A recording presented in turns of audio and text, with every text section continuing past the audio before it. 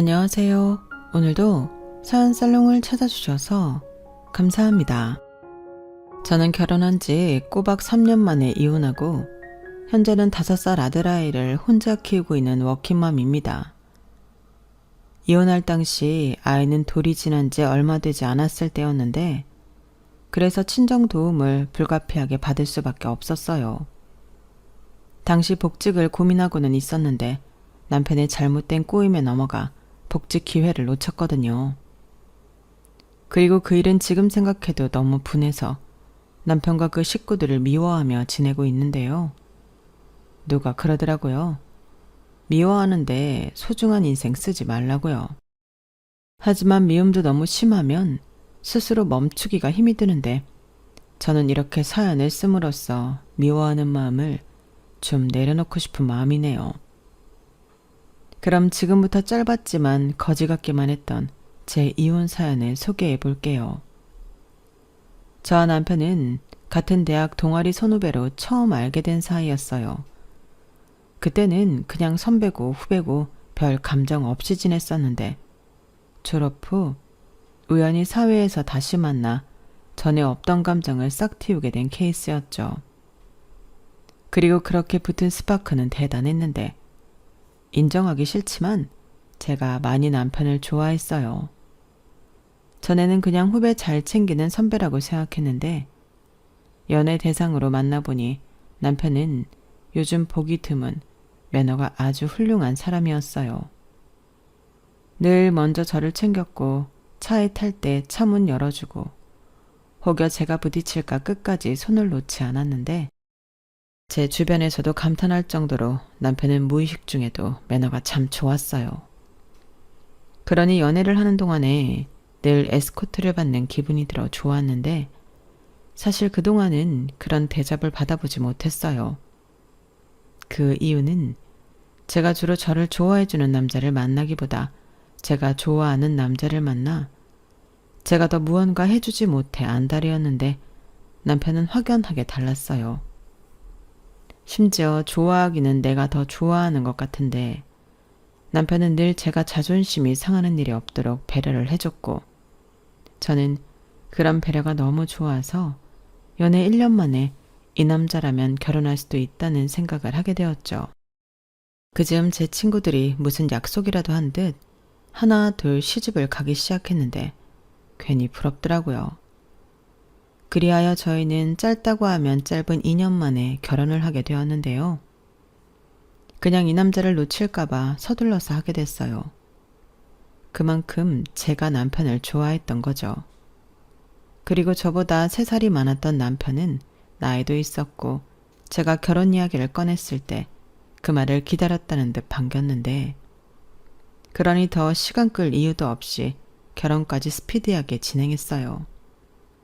그리고 이젠 연인 사이가 아닌 부부가 된 우리는 행복한 신혼생활을 보냈는데요. 남편은 집안의 장남으로 가족들에게도 무척이나 잘하는 사람이었죠.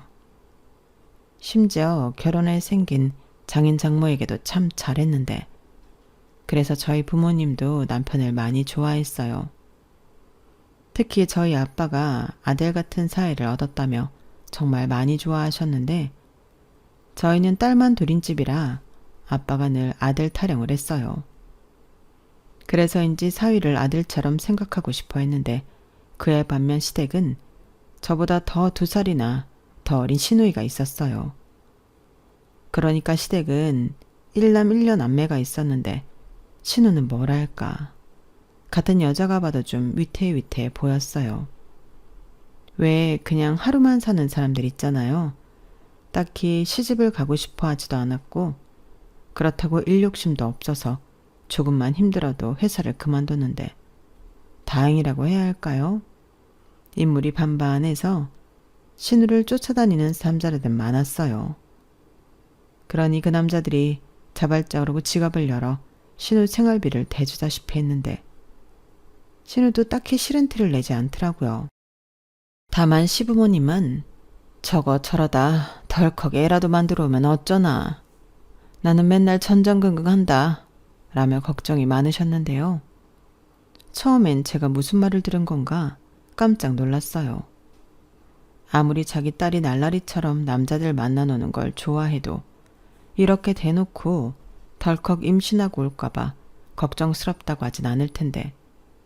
그렇게 따지면 시부모님도 평범한 스타일은 아니었어요. 그러니까 딸이 저렇게 자유분방하게 살 수 있었을 거라 생각은 되는데 그 불똥이 저한테 튈지는 몰랐어요. 아니, 아들은 반듯하게 잘 키운 양반들이 더 조심스러운 딸은 왜 되는 대로 막 키웠을까요? 저는 늘 그 점이 의문스러웠는데요. 시어머니가 하시는 말이 있긴 했어요. 걔 둘은 뱃속에 있을 때부터 달랐어. 우리 준석이는 아들이라고 하기에는 그렇게 힘들지 않았거든. 그런데 준이는 입덕부터 태동까지 완전 딴판이었다니까. 오죽하면 성별이 둘이 바뀌어 태어났다고 다들 그랬어. 정말요? 그건 진짜 신기하네요. 같은 부모 유전자를 받아서 어떻게 그렇게 달랐을까요? 그러게 말이다. 나도 참 그 점이 신기하다. 이럴 줄 알았으면 준석이만 낳고 안 낳았지. 네? 어머니도 참 농담이시죠? 반반이야. 그만큼 그 집에 키우느라고 고생했다니까. 어떤 점쟁이는 그냥 연예인 시키라고 했었는데 지금 생각하면 그게 후회스러워. 저렇게 반란 까질 거 연예인 돼서 돈이라도 잘 벌면 좋잖아. 이효리 있지? 우리 딸이 걔처럼 성공한다고 했어, 그 점쟁이가. 지금 생각해도 아깝네. 저는 시어머니의 말에 그저 어색하게 하하하 웃었어요. 신우가 예쁘장하게 생긴 건 맞지만 그렇다고 외모가 연예인을 할 정도로 뛰어나다고 생각하진 않았거든요. 그리고 얼굴만 예쁘다고 다 연예인 하나요? 노래든 연기든 하물며 진행이라도 할 수 있는 재능이 있어야 하는데 제가 볼 땐 신우는 그냥 예쁘다 예쁘다 칭찬받고 노는 낙으로 사는 사람이었어요. 이렇게 말하면 제가 신우를 질투라도 하는 것처럼 보일까 조심스러운데 제 생각은 그랬다는 거죠. 그러니 시부모님에겐 아들인 남편보다도 딸인 신우이가 늘 앞날이 걱정스러운 아픈 손가락이었는데 그래도 막내라고 남편도 그렇게 시부모님도 신우를 말과 다르게 예뻐했어요. 특히 남편은 지가 오빠고 여동생이라고 나름 용돈도 따로 챙겨주고 갖고 싶은 물건이 있다고 하면 슬쩍 사주기도 한 모양이었죠. 문제는 그게 결혼 후에도 계속되었다는 거였어요. 저희는 정말 신혼기간 동안 너무 행복했거든요. 그런데 신우에 관련된 이벤트가 있는 날이면 저는 좀 신기가 불편했어요. 남편도 그걸 알고 있었죠. 그래서 결혼 전에는 부모 몰래 하던 짓거리를 결혼 후에는 와이프인 저 몰래 하려고 했는데 대부분 돈이랑 연관된 일이라 제가 모를 수가 없다는 게 함정이었어요. 부부가 맞벌이면 아무래도 각자 벌어도 공동재산이라는 인식이 있잖아요. 여기서 네 돈 내 돈을 따지는 것도 웃긴 일이라 대체로 돈 관리는 제가 했는데요. 거기에도 나름의 이유가 있었어요. 신혼집이 제 명의로 제가 산 아파트였거든요. 제가 회사에서 입사 후 재테크에 관심이 생겼어요. 같이 일하던 여자 팀장님이 주식, 코인, 부동산 이런 걸로 재미를 보는 사람이었는데 조금 오바해서 회사는 그냥 놀기만 하면 지루할 것 같아 오는 딱 그런 느낌이었는데 어린 마음에 그 팀장님이 엄청 멋있어 보였죠. 그래서 나도 저런 팀장님 같은 여자가 되고 싶다는 생각을 하게 되었고 창피함도 무릅쓰고 넉살도 좋게 신입인 주제에 팀장님이랑 친해지려 노력했어요. 이유는 단 하나. 재테크 노하우를 배우고 싶었거든요. 사회초년생이 돈이 있어봤자 얼마나 있겠어요. 그러니 적은 금액으로 당장 시작할 수 있는 무언가를 전수받고 싶었는데 처음엔 살짝 귀찮아하는 것 같았지만 제가 진심으로 부탁하고 커피도 알아서 사다 아침마다 세팅해 놓으며 간절함을 보이니 슬쩍슬쩍 알려주시는 것들이 생겼죠. 저는 그때부터 본격적으로 돈에 관련된 경제 공부를 했어요. 소심하게 투자를 조금 해봤는데 거기서 수익이 나니 제대로 도전해보고 싶은 마음이 들었거든요. 그리고 두 번째 목표로 20대에 내 이름으로 된 서울의 아파트를 한 채 사자라는 꿈을 꾸게 되었고, 결혼 직전 저는 신혼집으로 쓸 수도 있다는 부푼 꿈을 안고 집 매매 계약을 했어요. 물론 대출도 조금 받았고요. 그래서 결혼할 때 집은 내가 있고 대출금은 같이 갚기로 했기에 제가 우리 부부의 돈 관리를 하게 되었는데, 그래서 아무리 남편 명의의 통장이라도 저한테 들킬 수밖에 없었어요. 그러니 남편은 티나지 않게 하려고 카드깡을 하거나 자기 카드로 신혼물건을 사줬는데, 아무리 그렇다고 해도 제 손바닥 아니었어요. 제가 남편 카드 사용 내역도 다 체크하고 있었거든요.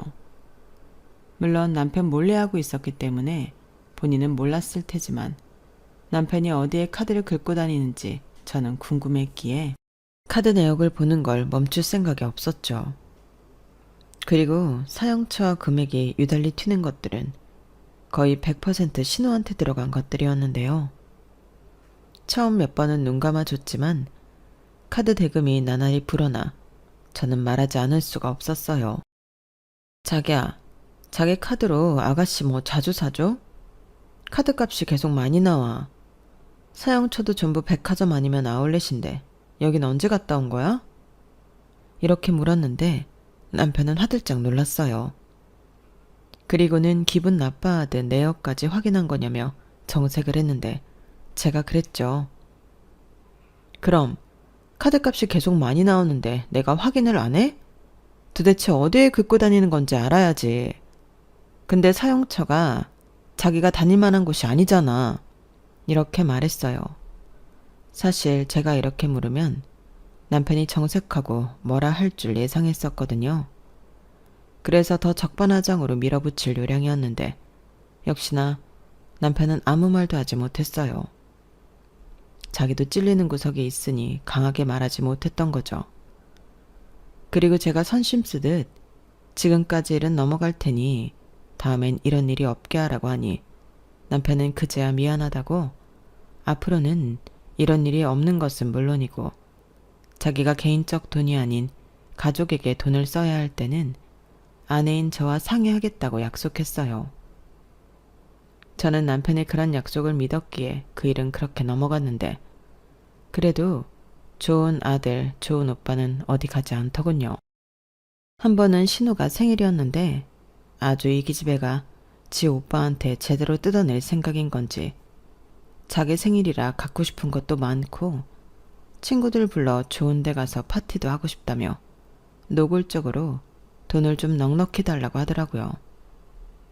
저는 눈을 동그랗게 뜨고 넉넉히라고 하면 얼마를 말하는 거냐.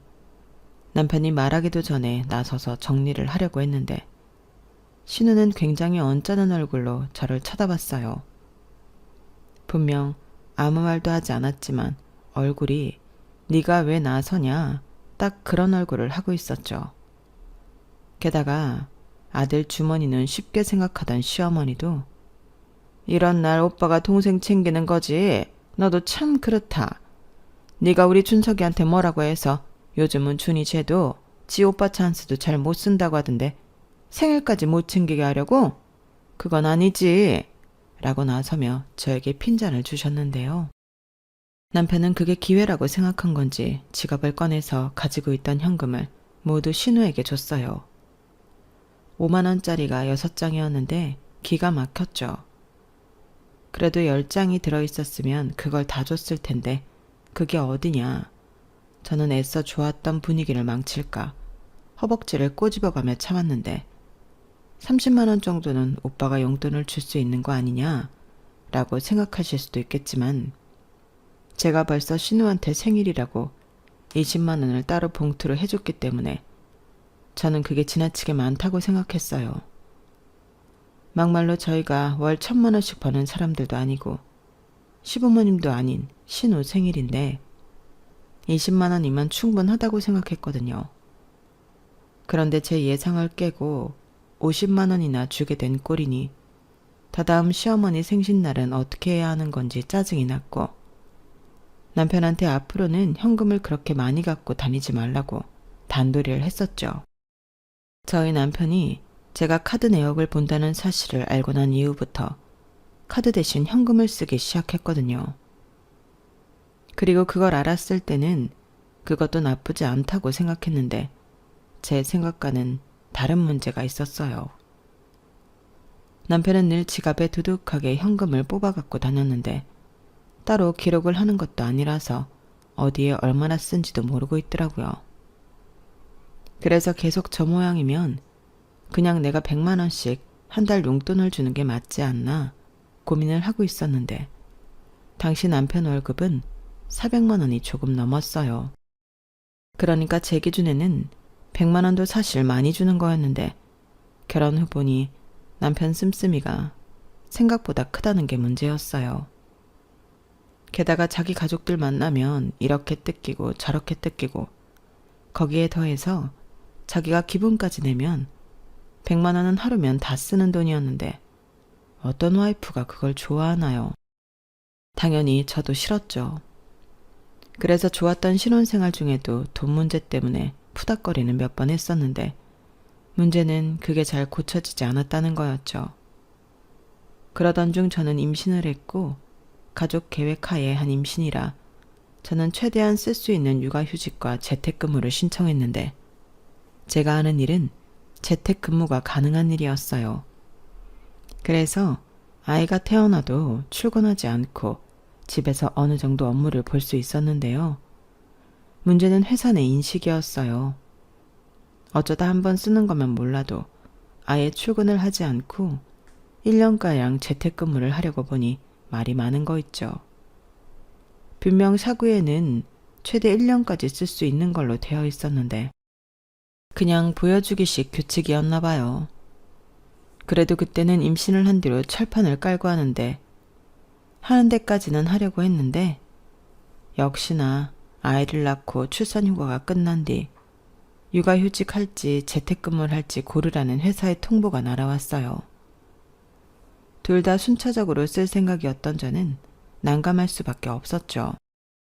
사실 저는 1년은 육아휴직, 1년은 재택근무 후 아이를 어린이집에 보내고 출근직으로 전환할 생각이었거든요.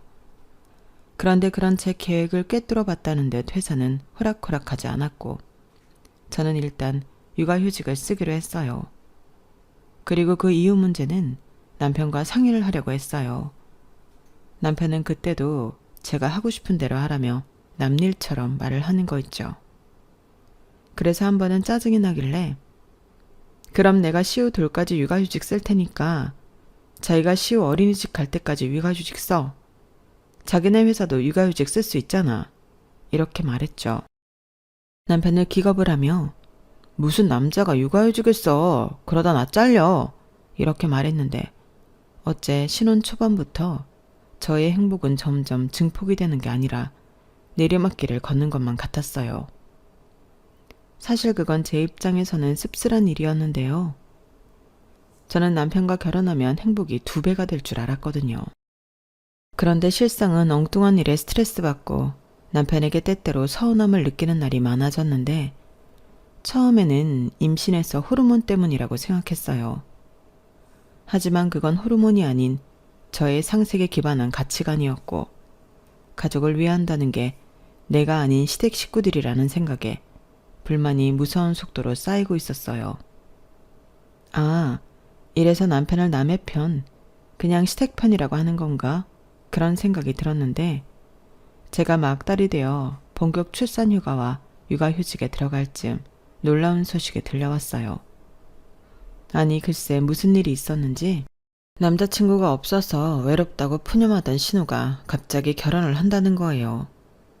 그 사실을 가족 중 제가 가장 늦게 알았는데 남편은 벌써 매제가 될 남자도 밖에서 따로 만나봤다며 저더러 직업도 7급 공무원이라 안정적이고 성품도 괜찮은 사람이라며 저한테 신우 예비신랑 자랑을 늘어놓더군요. 하지만 아무리 생각해도 이상하기만 했던 저는 남편에게 근데 아가씨는 지난 명절까지도 가족들한테 만나는 사람 없다고 했잖아. 연애도 아니고 결혼? 그럼 그 남자랑은 얼마나 만난 거야? 혹시 아가씨 애라도 가진 거 아니지? 라고 물었어요. 역시는 역시였어요. 나이트클럽에서 만난 남자와 하룻밤의 불장난으로 두 사람은 결혼까지 하게 된 거였는데 예전 시어머님이 걱정하던 일이 현실로 벌어진 거죠. 그리고 그 상대 남자는 술김이라 기억도 잘 나지 않는다고 하더군요. 시부모님이 그딴 말이 어딨냐고 그 남자가 일하는 관공서까지 쫓아가 뒤집어 놓고 왔다고 했어요. 그러니 그 남자가 공무원인 것도 그렇고 당연히 그런 소란 같은 게 위에까지 보고가 되어 문제가 되었나 보던데 또 저희 시어머니가 원래 은근 협박을 잘하는 스타일이라 그 남자가 어지간히 괴로웠을 거라 짐작이 되었죠. 그리고 시어머니는 계속 자기 딸 인생 망쳐놓고 네가 공무원질을 계속할 수 있을 것 같냐며 대한민국 어디서도 공무원질 더는 못하게 개망신을 시켜주겠다고 제대로 협박을 한 모양이었어요. 결국 그 남자는 울며 겨자 먹기식으로 신우한테 깨어 장가를 가게 되었어요. 거기에 사돈이들 그 집 부모님도 당신 아들이 책임질 일을 했으니 어쩔 수 있냐 알겠다며 내키진 않지만 아이를 가진 신우를 며느리로 삼기로 한 그런 분위기 같았죠. 결혼식 때 보니 그쪽 시어머니는 신우를 별로 좋아하지 않는 게 저까지 느껴질 정도였어요. 그러니 아무리 천하의 분위기 파악 못하는 신우도 그런 시어머니의 눈치는 보는 것 같았는데 그 결혼식장에서 입이 찢어지게 좋아하는 사람들은 남편과 시부모님밖에 없었어요.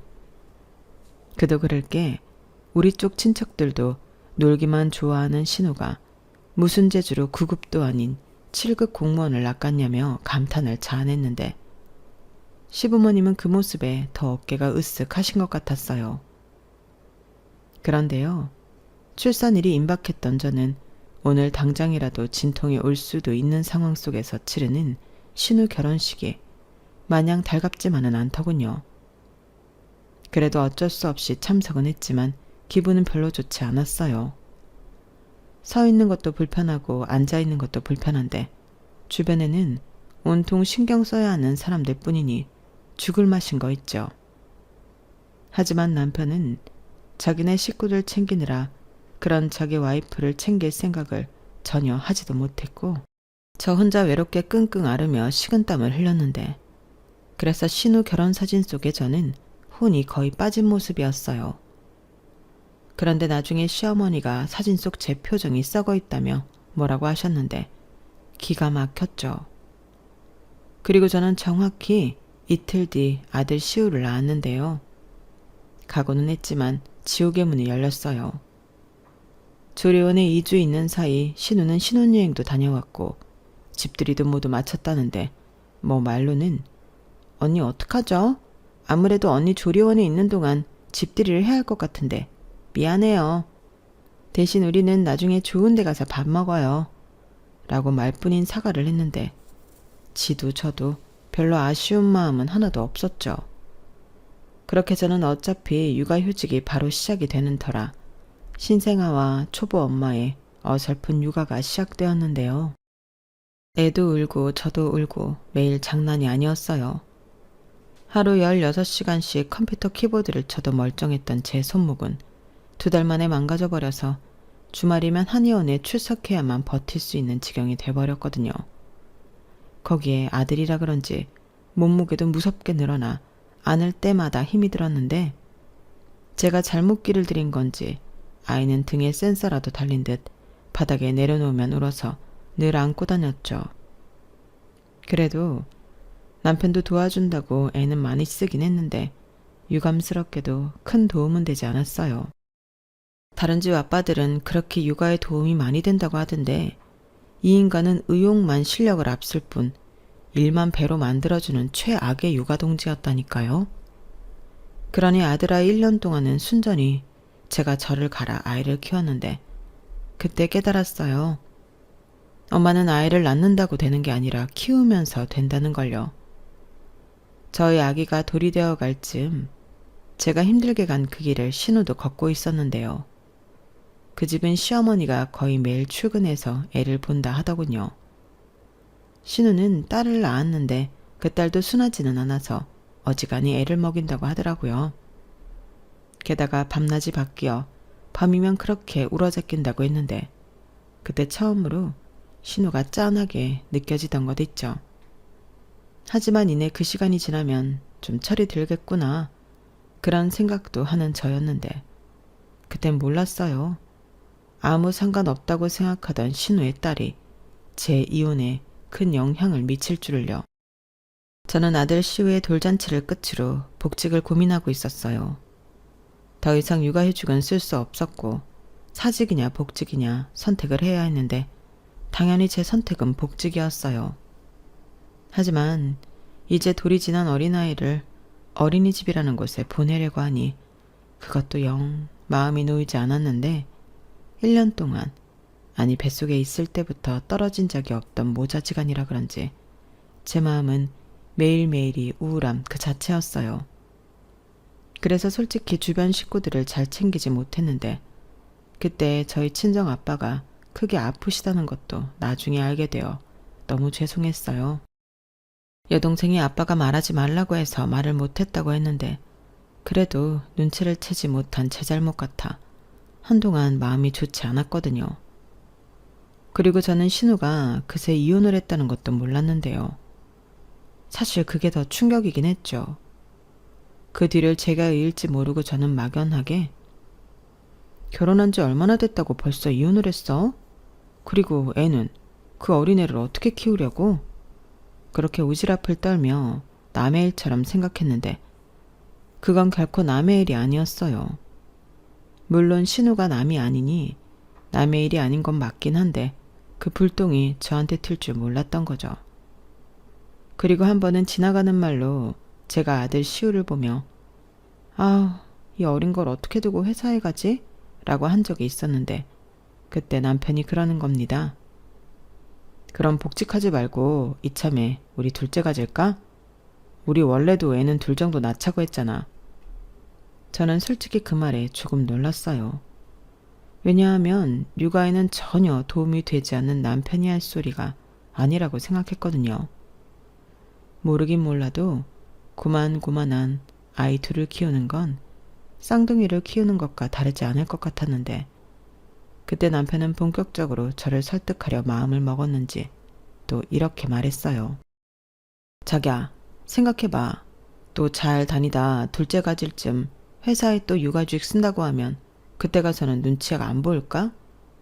어쩌면 그때는 진짜 회사를 그만둬야 할 수도 있어. 그럴 것 같으면 애 키우는 김에 얼른 하나 더 키우고 1살이라도 더 젊을 때 새 직장 찾는 게 낫지. 안 그래? 라고 하더라고요. 솔직히 그 말은 솔깃했죠. 남편 말이 전부 맞는 소리 같았거든요. 저는 이왕이면 둘째가 첫째보다 2살에서 3살 나이 차이가 좋다고 생각했는데 그때는 초보 엄마 딱지를 떼서 그런지 어차피 힘든데 하나 키우나 둘 키우나 조금 더 힘든 차이지 않을까? 뭘 모르는 생각을 했어요. 그리고 육아는 체력이라는 점을 고려해 남편 말처럼 그냥 이참에 둘째를 갖고 둘째가 3살이 될 쯤 새 직장을 알아보는 게 어떨까 고민에 빠졌어요.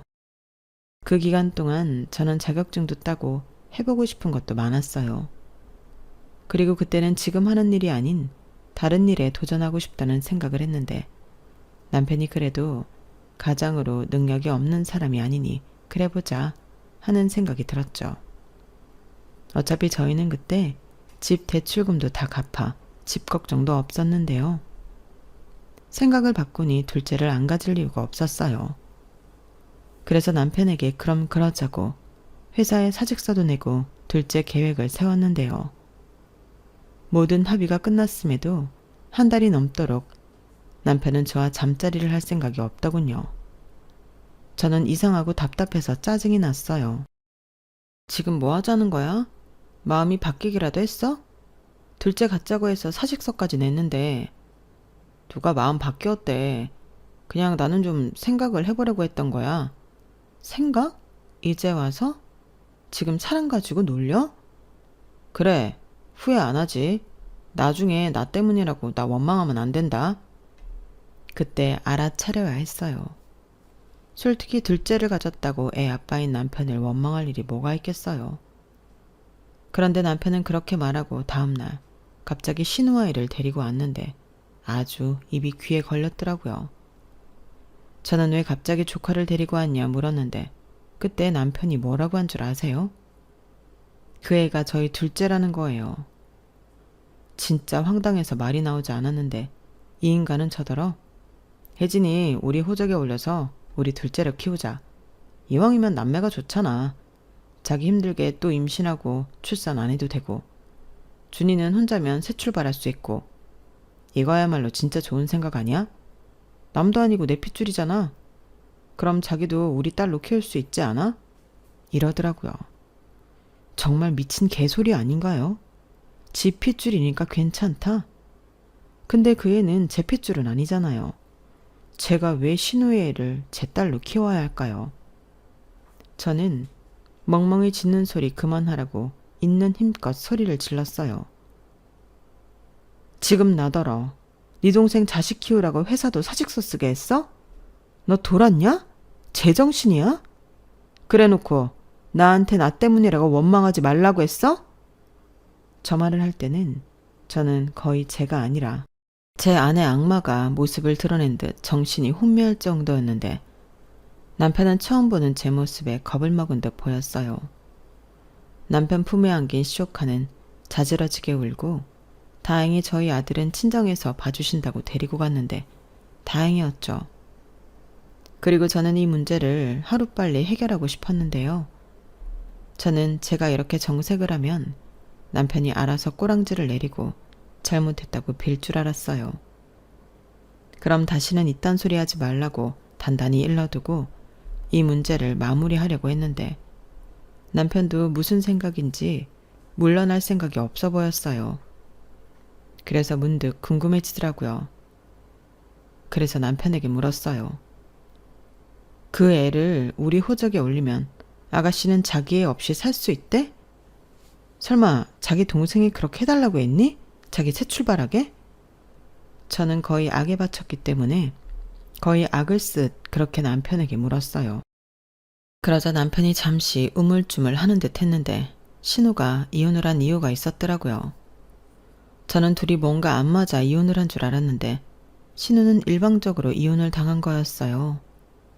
그 이유는 신우가 낳은 아이가 매제의 친딸이 아니었기 때문이었는데 아무리 애기라고 해도 생긴 것도 닮은 구석이 없었고 혈액형도 낳을 수 없는 혈액형이라 남편이 유전자 검사를 신우 몰래 한 모양이었어요. 그리고 자기 친자식이 아니라는 걸 알고 그날부로 신우에게 이혼 소송을 걸고 자기 결혼으로 위자료 청구까지 했다는 것 같았는데 신우가 돈이 있을 리가 없었죠. 그래서 남편이 저 몰래 신용대출을 받아 신우의 위자료를 대신 내줬다는데 사람이 너무 어이가 없으니까 웃음이 절로 나오는 거 있죠. 저는 거의 실성한 사람처럼 웃었어요.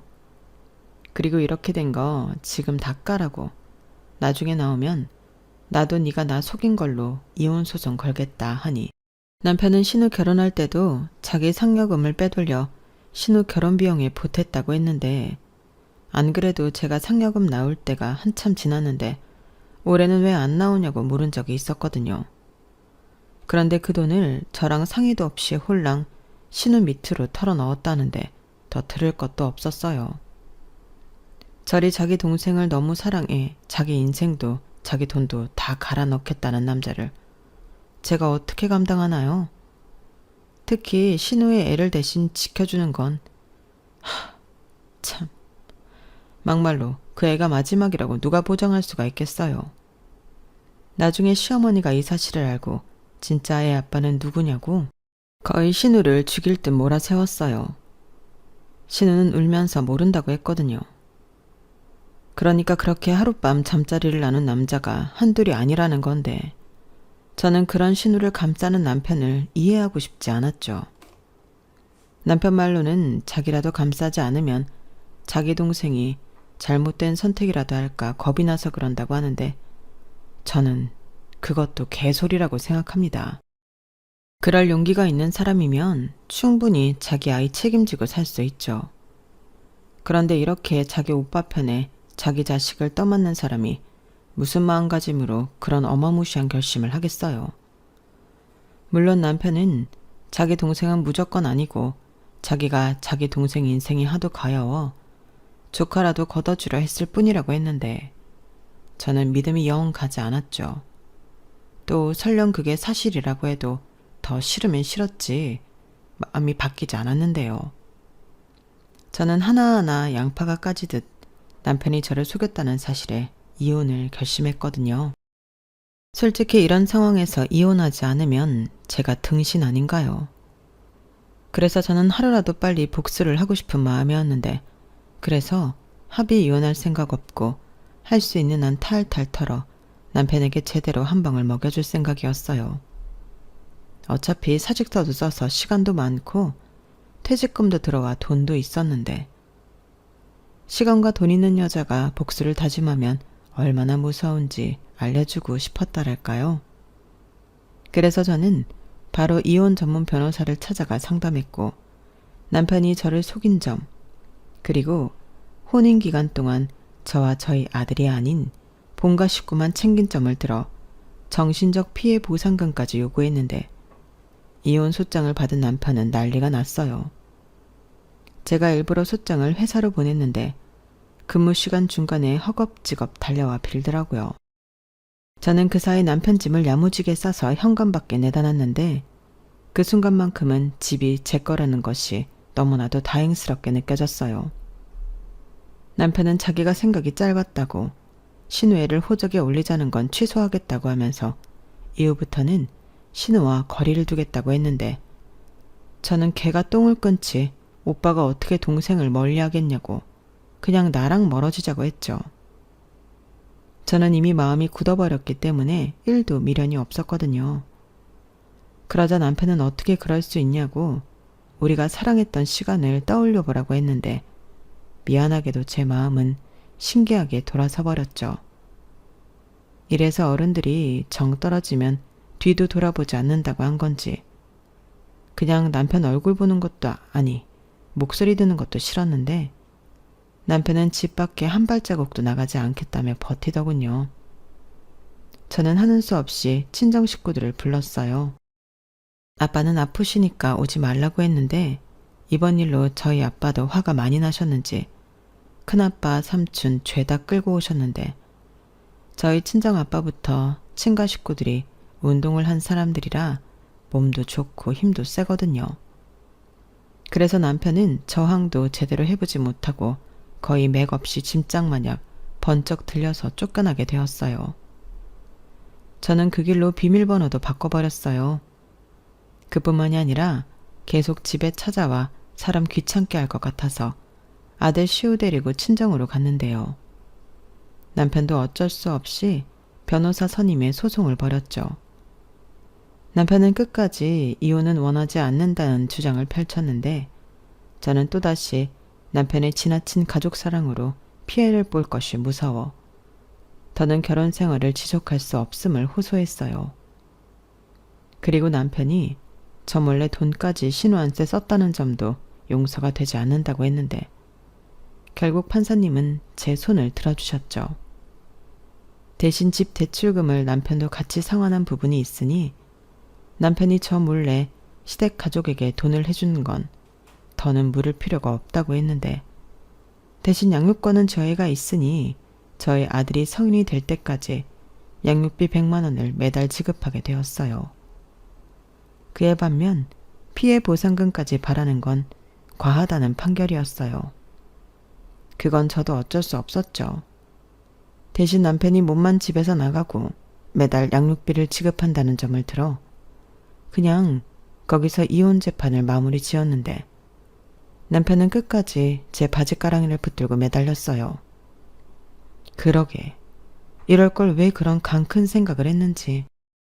저는 남편 손에 잡힌 제 바지가랑이를 힘껏 잡아 뺐는데요. 저도 한번 마음먹으면 하는 타입이거든요.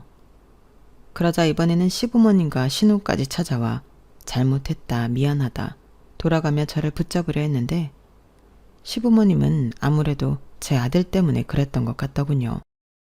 자기네 데리릴 장손인데 제가 데리고 간다고 하니 난리가 난 거예요. 그래서 내 아들한테 그러지 말고 신우가 낳은 손주한테 그러시라고 이젠 남편까지 돌려드리니 온 가족이 신우 애를 잘 키워보라고 했는데요. 제 말이 좀 약이 올랐나 봅니다.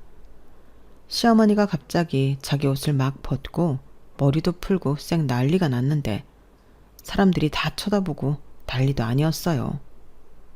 아마 속아서 결혼까지 한 공무원이었던 전 심해부한테도 저런 모습으로 협박을 한 거였겠죠.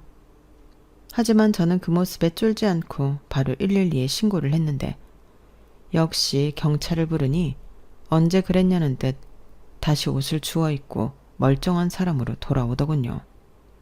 정말 어이가 없었어요. 하지만 그 추태를 본 사람이 어디 한두 사람인가요? 결국 시어머니는 경찰서에 가게 되었고 2번 다시 또 저를 위협하면 그때는 접근 금지 신청을 할 수 있다고 친절하게 알려주셨는데 그 소리는 또 무서웠나 봐요. 다행히 그날 그 난동 이후 그 집 사람들은 저한테 연락도 하지 않고 찾아오지도 않게 되었는데 남편만 양육비 보낼 때 비굴하게 매달릴 뿐이었죠. 하지만 저는 지금까지도 그 어떤 메시지에도 답장을 해준 적이 없었는데 아들 시우가 보고 싶다고 해도 저희 엄마가 아들애만 데리고 나가 보여줄 뿐이었어요. 그리고 저는 살던 집을 팔고 친정으로 들어갔는데요. 아무래도 제가 일을 하려면 아이를 봐줄 사람이 필요하니 어쩔 수 없었죠. 그리하여 못난 자식 때문에 저희 엄마가 다니던 회사도 그만두고 아이를 맡아주시게 되었어요. 엄마는 아빠도 돌보고 저희 아들도 돌보고 고생을 많이 하셨어요. 그래서 하루라도 빨리 취직하려 열심히 발로 뛰고 노력했는데요. 다행히 취직은 금방 됐죠.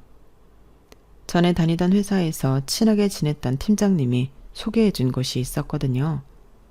정말 저한테는 은인과도 같은 분이신데 지금까지 그 회사를 아주 잘 다니고 있습니다. 제가 전에 다니던 회사에서는 조금 실망하고 다른 일을 하고 싶어 했다는 걸 안 팀장님이 새로운 도전을 할 수 있도록 좋은 곳을 소개해 주셨거든요. 그 덕에 저는 참 바쁘게 살 수밖에 없었는데 마음은 늘 신나고 행복했어요.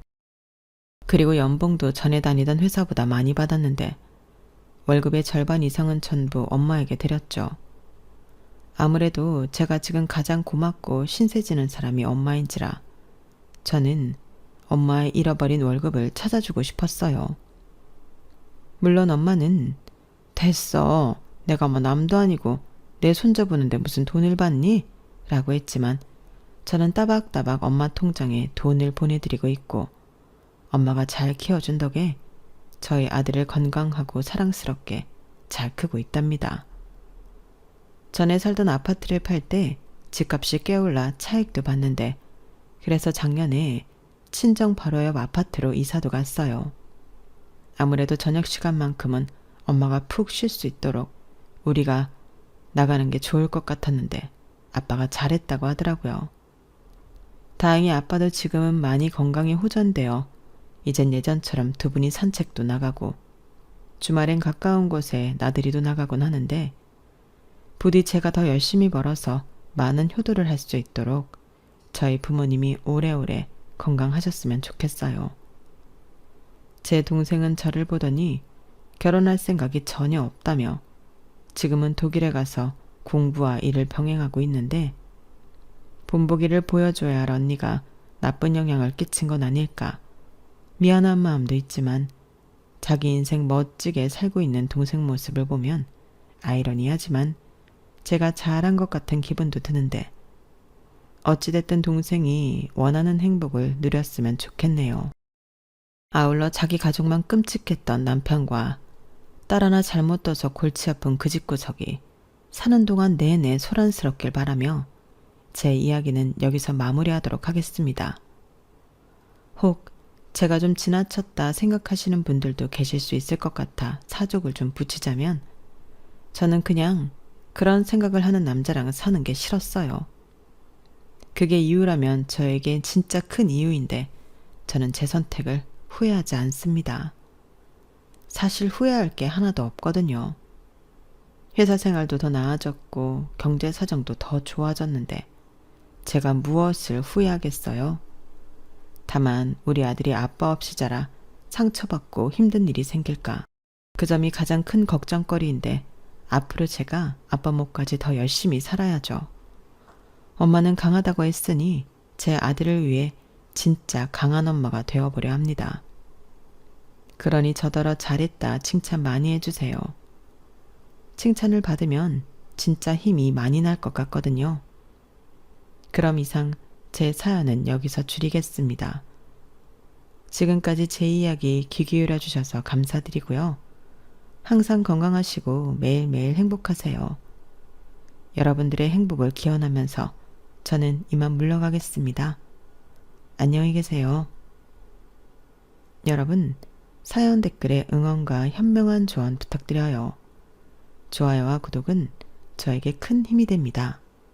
오늘도 좋은 일 가득하세요.